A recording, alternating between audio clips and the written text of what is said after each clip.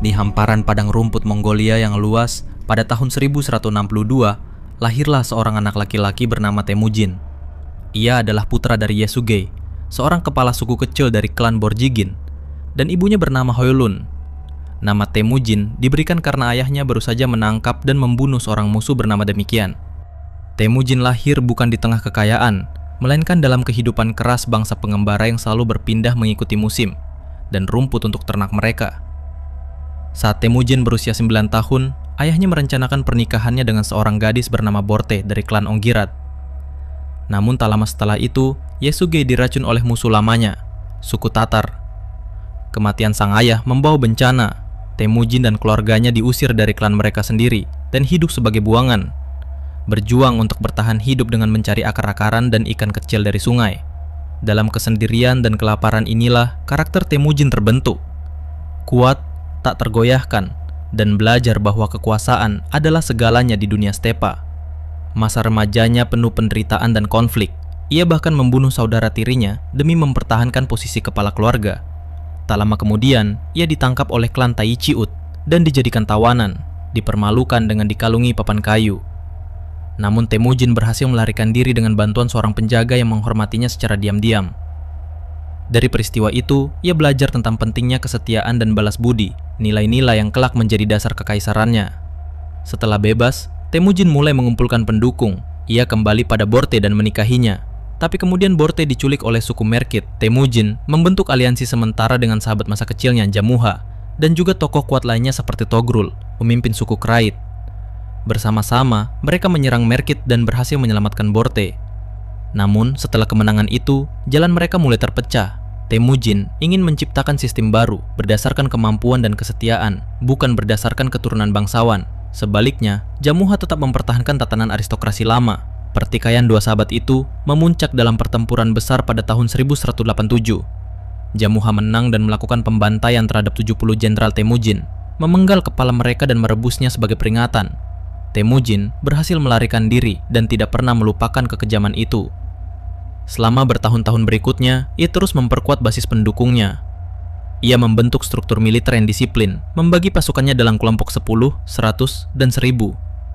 Ia juga menetapkan hukum yang adil bagi seluruh pengikutnya, dan memberikan promosi berdasarkan kemampuan, bukan garis keturunan.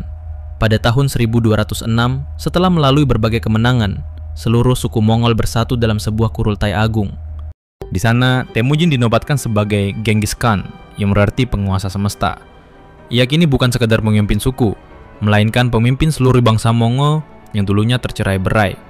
Di bawah kepemimpinannya, kekuatan militer Mongol menjadi kekuatan paling ditakuti di dunia. Langkah pertama ekspansinya adalah dinasti Jin di Tiongkok Utara, yang memiliki kota-kota besar dan benteng kuat. Genghis Khan memimpin pasukannya melewati padang pasir, gunung, dan sungai, menghancurkan pertahanan dan mengguncang kekuasaan Tiongkok dari utara. Setelah itu, ia beralih ke barat. Khwarezmia, sebuah kekaisaran besar di Asia Tengah, melakukan kesalahan besar dengan membunuh utusan dagang Mongol. Sebagai balasan, Genghis Khan memimpin kampanye militer brutal ke kota-kota seperti Samarkand, Bukhara, dan Nishapur. Tak ada belas kasihan bagi mereka yang menentang. Tapi di balik kekerasan itu, ia menciptakan sistem pos berkecepatan tinggi, menjamin kebebasan beragama, dan memberlakukan hukum keras terhadap pencurian dan pengkhianatan. Ia juga menghormati ilmu pengetahuan dan membawa para ilmuwan ke ibu kota Mongol. Pada tahun 1227, saat memimpin kampanye melawan suku Tanggut yang melanggar perjanjian, Genghis Khan wafat. Penyebab kematiannya tidak diketahui secara pasti. Ada mengatakan karena luka perang, ada pula yang percaya ia jatuh dari kuda atau dibunuh. Makamnya tidak diketahui hingga hari ini, karena setelah penguburannya, para saksi mata dibunuh untuk menjaga rahasia lokasi makamnya. Legenda mengatakan bahwa sungai dialihkan dan ribuan kuda dilepaskan untuk menghapus jejaknya. Namun, kematiannya bukanlah akhir dari kekaisarannya. Putra-putranya, seperti Ogedei, dan cucunya, seperti Kublai Khan, melanjutkan ekspansi hingga ke Eropa Timur, Timur Tengah, bahkan sampai ke Jepang dan Asia Tenggara.